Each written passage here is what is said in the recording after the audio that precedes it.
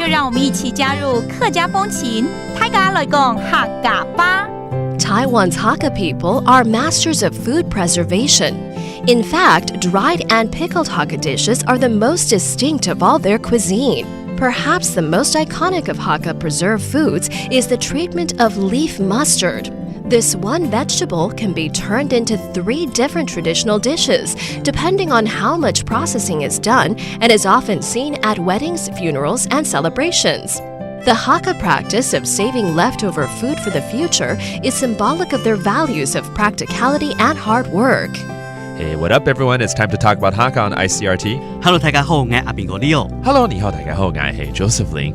现在3月份，天气比较好，我常常到外县市，还去客家庄拜访。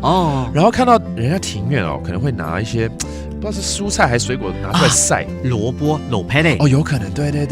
因为那个冬天是萝卜盛产季节嘛，所以呢，客家呢就会把这个盛产的这些蔬菜水果，把它晒干或者是用腌制的方式把它给保存起来。这个叫做晒咸淡。晒咸淡听起来在晒什么东西？对不对？晒咸蛋。晒咸蛋，咸嘛，腌制的嘛，对。所以萝卜就变萝卜干了。没错。好吃。另外除了是萝卜之外，还有那个芥菜。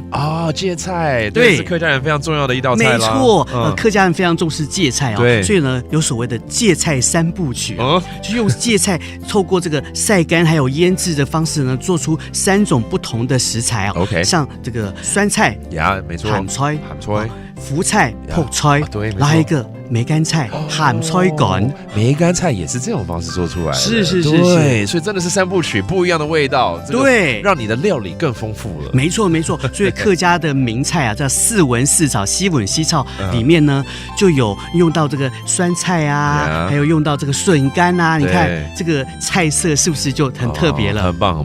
所以不管是客家人或我们在美国墨西哥什么，他们也有这种晒制法。原本传统的方式是为了保存食物，但现在变成是料理中的很多味道的感受，对，增添一些不同的风味了。没错，而且可以晒的东西好像也蛮多的，连肉也都可以晒的。对啊。OK， 好，那我们就来教几个单字好了。Let's teach you some of these phrases in Hakka, including the method of sun drying your veggies. It's called 晒咸蛋。晒咸淡。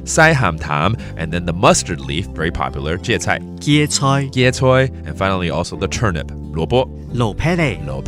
Sounds very delicious, and that does today's talk about Hakka. 什麼睇㗎？安子 say 張來了。客家风情由客家委员会监制。We Love Hakka has been brought to you by the Hakka Affairs Council.